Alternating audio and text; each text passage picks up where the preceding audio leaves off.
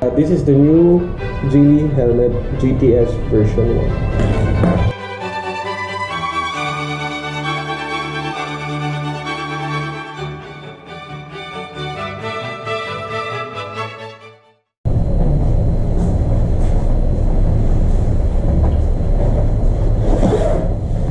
What is up, Busafam? This is your boy paolobusa for another vlog. For today's video, so it's very obvious, we will do unboxing of the new version of Gille helmets.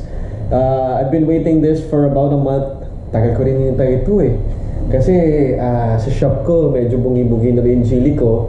I was really waiting for this moment na makuha natin ang bagong version ng Gille helmet. Alright? Kung hindi pa bago pa lang, please like, share, and subscribe sa ating videos para tuloy-tuloy tayo gumawa ng mga videos, okay? So, okay, before I start this unboxing, let me show you the box itself. Yeah, Gille helmet. So you can see, this is the top. And then, ang ganda. Box pa lang, panalo na. Ayan o.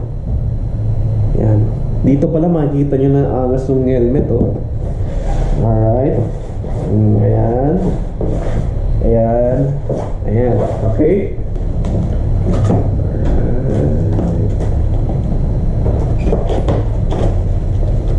So, may kasama siyang dalawang rear spoiler. I will show you the rear spoiler. Meron siyang clear. Let me show you the clear one. There you go. Yan. Mamaya, marami siya ma-appreciate. Pero pinapakita ko na kung anong naman ng Gille helmet. Okay? And meron din tayong, andito siya, kasama siya dito. Meron din tayong dark. Okay? So, kasi Gille helmet has different colors. Like for example, you have red. Your other, kasi it's either clear yan or yung color ng kung ano mang color yung ano mo eh, yung helmet mo. I had matte black, so ang color nung ano ko spoiler is black. Okay? Let's see the Gille helmet mo mismo. Taran!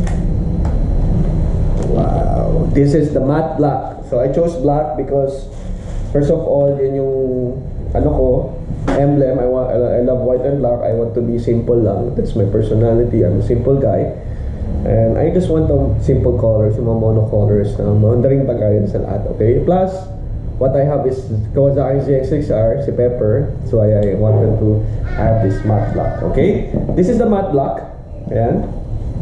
GTS version 1. The weight is 1,450 grams only. So ganun kagaan na yun si Gille helmet. Okay? Before I proceed with the helmet, tingnan natin kung ano pang meron sa loob ng box.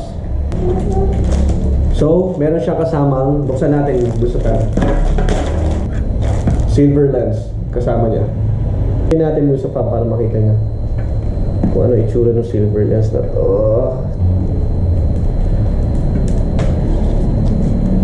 So, ayun yung silver lens, nakasama. Okay? Let's start with the helmet. Makita nyo naman, ito, may silver at clear. Tanggalin na rin natin ito. Wow. So helmet, may silver lens na kasama, pero ang naka-attach dito is clear lens. So makikita nyo pa lang, ang ganda na. So first of all, ang pinakamaganda dito sa helmet to is eyeglass ready siya. Makikita nyo yan, pabuksan ko. Ayan. Eyeglass ready. So meaning, ako naka-eyeglasses, pwede pumasok yung eyeglass. Hindi siya masakit. Okay? So when you buy this, ulitin ko, 2 lens, silver and clear. Tapos meron tayong dalawang visor, rear spoiler. Okay? So, ngayon, paano naman natin lalagay yung rear sa helmet natin? Papakita ko sa inyo. So Busafam, attach mo lang dito.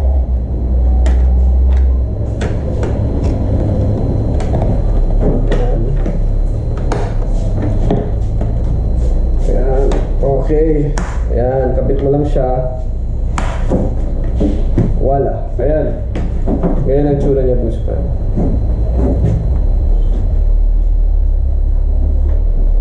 Okay, by the way, may kasama siyang isang keychain for 3,500. May kasama na siyang keychain. Ewan ko, random, iba-ibang kulay, pero pink na punta sa akin. Ayan, may manual na rin. Ganda rin dito, Busafam. Ayan, ang ganda oh. Para siyang X14 pero meron siyang spoiler pa dito. Nakaganyan. Pero may spoiler pa dito sa likod na rear. Ang grams niya is 1,450 grams. A total of 1,500. Version 1 po ito. Matte black. Marami tayo iba-ibang kulay na ito. At ang maganda pa dito, yung foaming niya, ayan o. Ibang klase po. Napakalambot. Sobrang lambot. Busafam. Good thing about this helmet, may emergency quick release siya. So if ever man may accident, madali pong matanggal. Hilahin nyo na pong ganyan. Madali na pong matanggal yung foaming niya. Kasi pag may nangyari accident, usually hindi natin mahubad yung helmet. Tanggalin nyo lang po ito. Madaling matanggal sa ulo nyo. Minsan kasi yun yung kukos ng injury or kamatay na tao pag gilalaw yung ulo or diba. So ito, tanggalin lang, quick release, emergency quick release. And yung foaming po, napakalambot. Try po natin. And dual visor na rin po siya, Busafam. Ayan, tanggalin natin.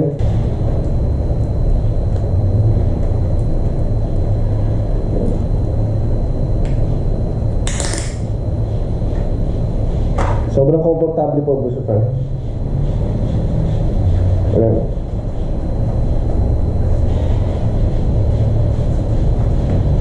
Ito yung sinasabi ko, eyeglass ready. Hindi po siya masakit kasi meron po siyang lusutan na eyeglass talaga. The weight is okay, 1,500 grams. Maganda naman siya. Pinili ko XL, medyo maluwag lang sa akin. Actually, kasaka siya sa akin large, pero pinili ko XL, medyo maluwag lang sa akin na konti. Pero tight pa rin naman yung ano. Overall, the foaming is very nice, soft. Para ka nasa sofa. So ito yung bago nating version 1 ng Gille helmet. This helmet is available at Otobai Market. Next week, may mga nagpa-reserve na po na ngayong araw. Different colors. There's a red, light blue, matte black, glossy black, white, silver. Meron din po yung glossy silver. May nagpa-reserve na po. Available to Otobai Market. And before I end this video, I hope you like this new helmet of Gille. This is the version 1. May parating pa tayo, maghintay po tayo. Very exciting, worth the wait po lahat. I'll see you here in Otobai Market kung gusto nyo po ganitong helmet, alright?